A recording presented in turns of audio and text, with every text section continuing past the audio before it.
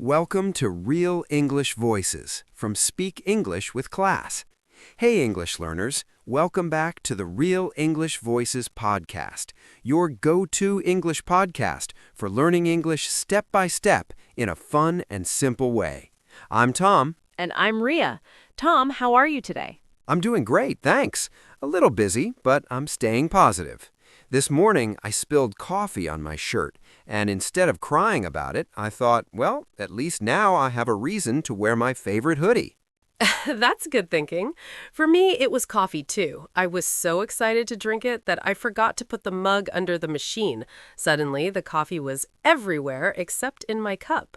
Oh no, did you panic? For a second, yes. But then I thought, well, at least my kitchen smells like a cafe now. That's the spirit. See, learners, life gives us little accidents every day. The trick is whether you complain or laugh about it. But Tom, have you noticed? Our podcast is never complete without coffee in it. That's true. Somehow coffee always sneaks into our stories. Maybe that's why so many of our listeners grab a cup before tuning in. Yeah, but you know what, Tom? There's something else that gave me even more energy than coffee this week. Oh, what's that? Proudly, our last challenge video. It blew up. We got so many comments, so many likes, learners from all over the world shouting, "Give us more challenges." Honestly, that kind of response gave me such a boost of positive energy. Yes, you guys were amazing. The energy was unbelievable. People writing, I survived B1. I made it to B2. I pushed through C1. And some brave souls even said, I conquered C2. So here we are with another one. But listen, we expect the same crazy energy again. Keep commenting, keep liking, and let English learners everywhere know this challenge is waiting for them. That's right. And don't be shy. If you stopped at B1, write it proudly. If you made it to C2, brag a little. You earned it. Yes, bragging rights are absolutely allowed. And remember, the comment section is not just for fun, it's your free writing practice. Every time you type your thoughts, you're sharpening your English. And here's a bonus. Many of you asked for it, so we've uploaded a PDF transcript of this episode. You'll find it in the description. Use it to read along, review vocabulary, and shadow the sentences at your own pace. That way, you don't just listen, you practice all four skills: listening, reading, writing, and speaking. Perfect. So, grab your coffee, put your phone on silent, and get ready, because today's challenge is about something powerful, a mindset that can truly change how you see the world. The secret power of positive thinking. Or, in simpler words, learning to look on the bright side. Yeah, seriously, this topic is close to all of us. Positive thinking is not just about smiling and pretending everything is fine. It's about training your mind to focus on solutions instead of problems. I agree, and that's why we chose it for today's challenge. At first, we'll start simple, B1 English. Then, as the levels rise, B2, C1, C2, the language will get richer, the ideas deeper, and maybe even a little philosophical. That's right, so let's begin. Level 1, B1 English. Okay, learners, let's start simple. Positive thinking means choosing a good thought instead of a bad one. Instead of saying, I can't do this, you say, I'll try, I'll learn, I can do it. Yes, and notice the problem doesn't disappear. The exam is still there, the work is still there, but your feeling changes because your thought changes. That's right. It's like a small switch in your head. One thought makes you feel heavy, another thought makes you feel light. Like carrying a backpack. If you say, this is too heavy, I hate it, the bag feels heavier. But if you say, this is exercise, this is making me strong, the bag feels lighter. Same bag, different feeling. That's such a good example. Learners, remember this. Positive thinking doesn't mean the problem is gone. It means your mind says, I can handle this. And you know what? Positive thinking is also about focus. If you always look at the negative side, you miss the small good things around you.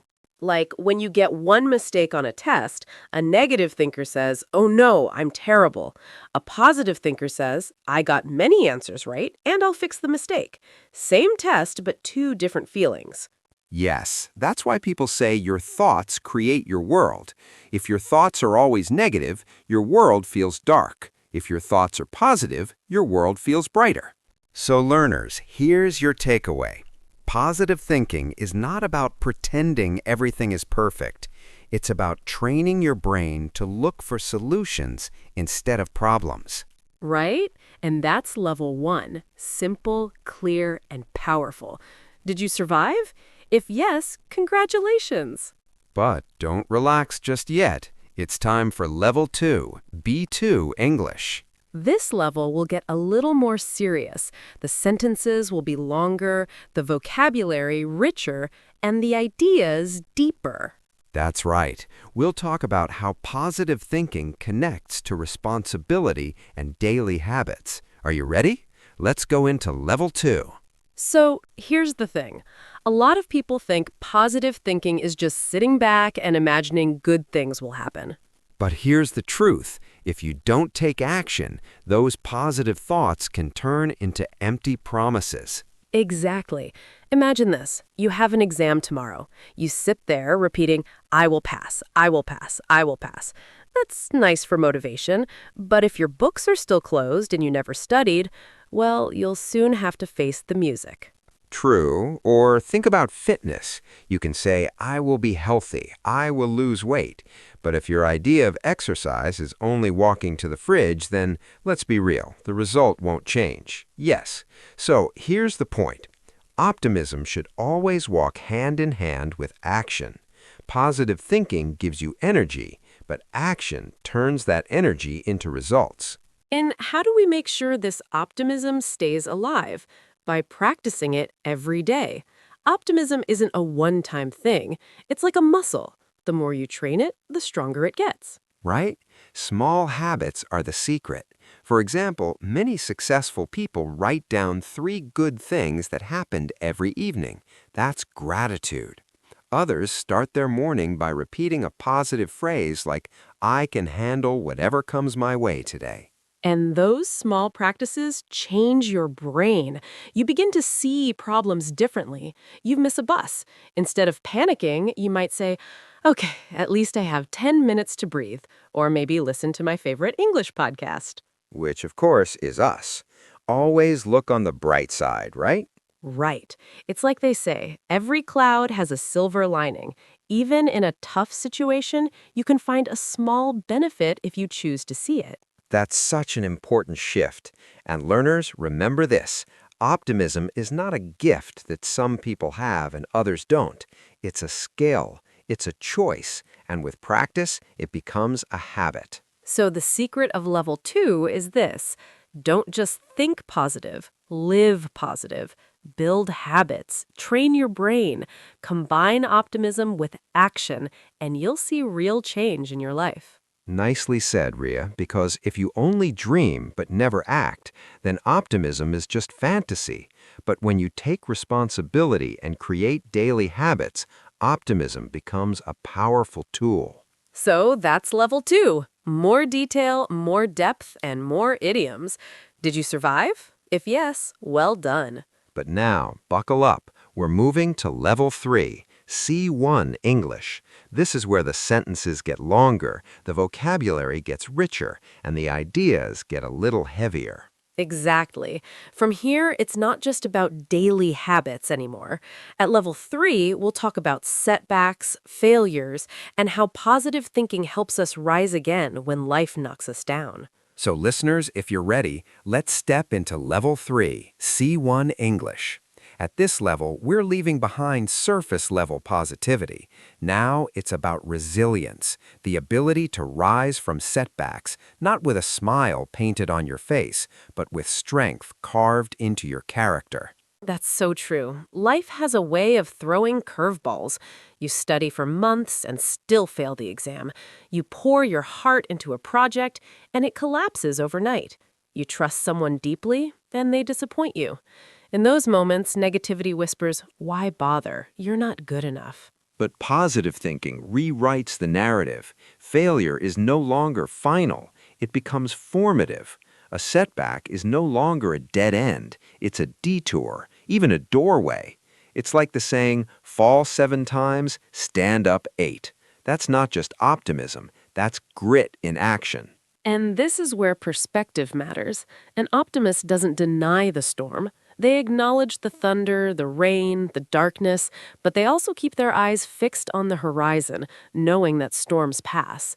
Negative thinking builds walls, but positive thinking builds bridges over the flood. I once read that resilient people don't just survive hardship, they metabolize it. They digest the pain, extract meaning, and convert it into fuel for growth. That's the kind of positivity that transforms tragedy into triumph. And psychology backs this up. Studies show that optimistic individuals don't avoid pain, they confront it, but they frame it differently. Where one person says this is punishment, another says this is preparation. That single shift in interpretation changes the entire trajectory of their life. Think about it. Two people face the same crisis, yet one sinks and the other soars. The difference isn't luck, it's mindset. And mindset, listeners, is something you can train. So here's the challenge for you at level 3. Reflect on a setback in your life. How did you describe it at the time? Was it the end of the road, or could it have been the start of something new? That's the power of positive thinking at this level. Not shallow cheerfulness, but profound resilience. If you've survived level 3, congratulations. You've navigated heavier vocabulary, layered idioms, and more complex ideas. But don't get too comfortable. Because level 4, C2 English is next. And there we go beyond resilience into philosophy itself. At this level, we're not just practicing English. We're exploring how positive thinking shapes our identity, our meaning, and even the way we define a life well lived. That's right. This is the final boss level of the challenge.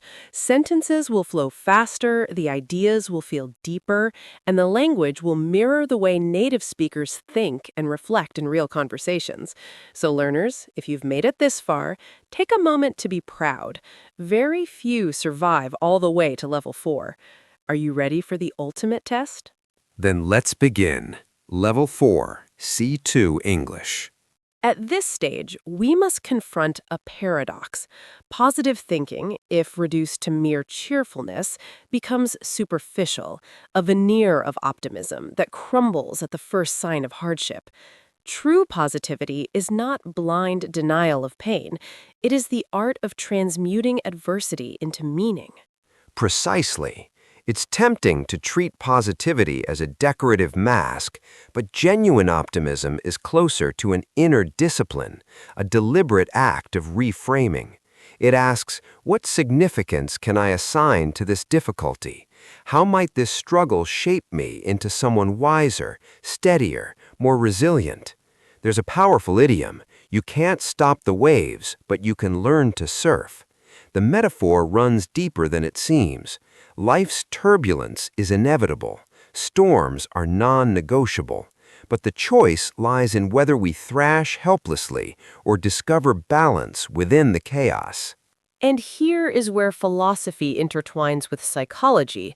Viktor Frankl argued that suffering stripped of meaning is unbearable, but suffering with a why becomes endurable.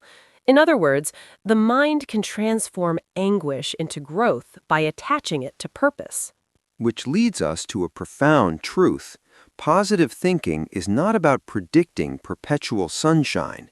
It is about cultivating the conviction that even the darkest nights contain constellations. To think positively at the highest level is to recognize that despair and hope are not opposites, but partners in shaping depth of character. That's beautifully said. I often think of life as a tapestry. Joy, sorrow, failure, and triumph. Each is a thread. Isolated, the darker strands may seem ugly, but woven together with intention, they create a pattern far richer than perfection alone could offer. That's the point. And here lies the challenge for our listeners. Are you content with glittering illusions, applause, possessions, fleeting comfort? Or are you weaving something enduring, a legacy, a narrative of resilience, a life defined by purpose rather than circumstance? That is the essence of C2 English. Nuanced arguments, abstract metaphors, complex structures. If you've made it this far, you've not only stretched your language, you've stretched your thinking. Congratulations, learners. You've survived the final boss. And perhaps, like us, you've realized that the ultimate secret of positive thinking is not simply to believe in better days, but to build them thread by thread, thought by thought. And if along the way you found some of the vocabulary difficult, don't worry, we've got you covered. Yes, we've prepared a complete PDF guide with all the key vocabulary, examples, and even practice questions. You'll find it in the description below. Grab it, read along, and use it to shadow the sentences at your own pace. That way, you're not just listening, you're actively learning. And don't forget to leave us a comment. Tell us which level you survived, B1, B2, C1, or even C2. Your comment isn't just feedback, it's your writing practice. Every time you share your thoughts, you're improving. So keep practicing, keep smiling, and keep building that positive mindset. See you in the next episode of the Real English Voices podcast. Your progress doesn't end here. To continue advancing your English skills, click on the next video or explore the additional videos we've thoughtfully selected for you.